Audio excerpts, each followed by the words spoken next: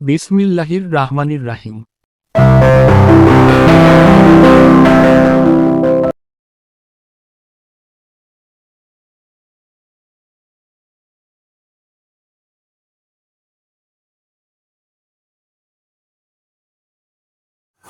আসসালামু আলাইকুম। আমি ডাক্তার মোহাম্মদ রফিকুল ইসলাম রফিক বলছি, বিএসএমএস ঢাকা বিশ্ববিদ্যালয়।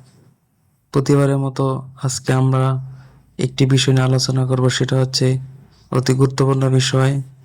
সবাই মনোযোগ সহকারে সাথে থাকবেন। আজকে আমাদের বিষয় হচ্ছে ঘাড়ে ব্যথা। ঘাড়ে ব্যথা কী, কারণ, লক্ষণ এবং এর প্রাথমিক চিকিৎসা নিয়ে আমরা আজকে আলোচনা করব। প্রথমে জানা যাক ঘাড়ে ব্যথা কী। ঘাড়ে ব্যথা সম্পর্কে আমরা সবাই কম বেশি ব্যথার অনুভব করি, জানি। ঘাড়ের পেশি, হাড় বা লিগামেন্টের অস্বস্তি বা ব্যথার অনুভূতি, অর্থাৎ ঘাড়ে যখন লিগামেন্ট বা মাসিলের টান লাগবে, মাথা বা ঘাড় ঘোরালে একটু টান লাগবে, ব্যথা করবে, জ্বালাপোড়াও করতে পারে মাঝে মধ্যে। অর্থাৎ সহজ কথা হচ্ছে, ঘাড়ের মাঝে যখন ব্যথার অনুভূত হবে তখন তাকে ঘাড়ে ব্যথা বলবে। এর জন্য কয়েকটি কারণ রয়েছে।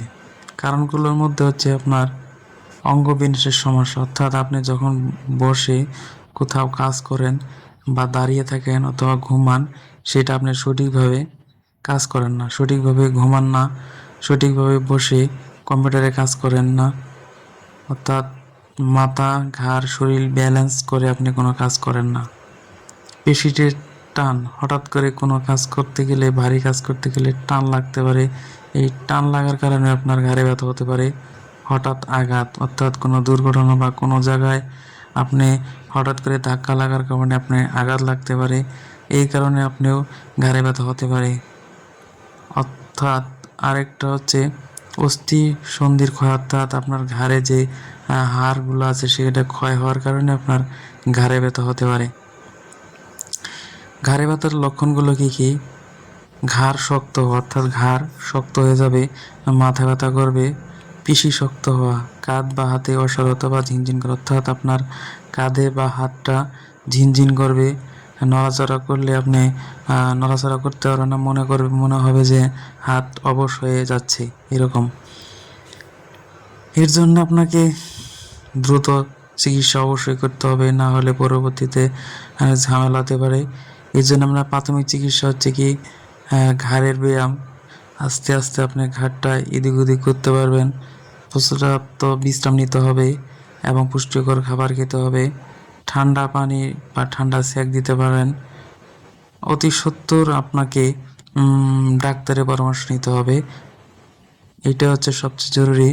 আর প্রাথমিকভাবে আপনি ফলমূল খেতে, পুষ্টিকর ফলমূল খাবার খেতে পারবেন এবং যথাসম্ভব পারেন আপনার নিকটস্থ বা অভিজ্ঞ ডাক্তার বা চিকিৎসকের পরামর্শ গ্রহণ করুন। আমি ডাক্তার মোহাম্মদ রফিকুল ইসলাম বলছি।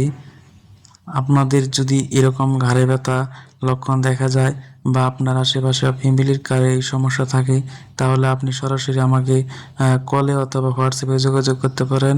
আমার নাম্বার এখানে সব সময় দেওয়া আছে। আশা করি যে যতটুক পারি আপনাদের অনেক উপকার হবে। আপনারা এই বিষয়ে আর যদি সমস্যা থাকে দেরি করবেন না, দ্রুত চিকিৎসা নিন, সুস্থ থাকুন, নিজে সুস্থ থাকুন, পরিবারকে সুস্থ রাখুন। আজকের এই বিষয়টুকু এ পর্যন্তই থাকলো।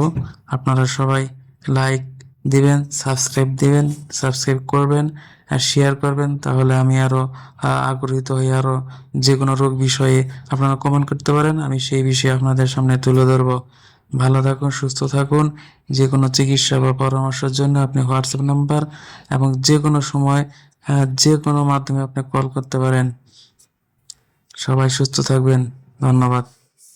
রোগ বিষয়ক বিস্তারিত জানতে ও চিকিৎসার পরামর্শ নিতে সরাসরি যোগাযোগ মাধ্যম 017038624990। বিশেষ বার্তা: 1. অনলাইনেও চিকিৎসা সেবা দেওয়া হয়। 2.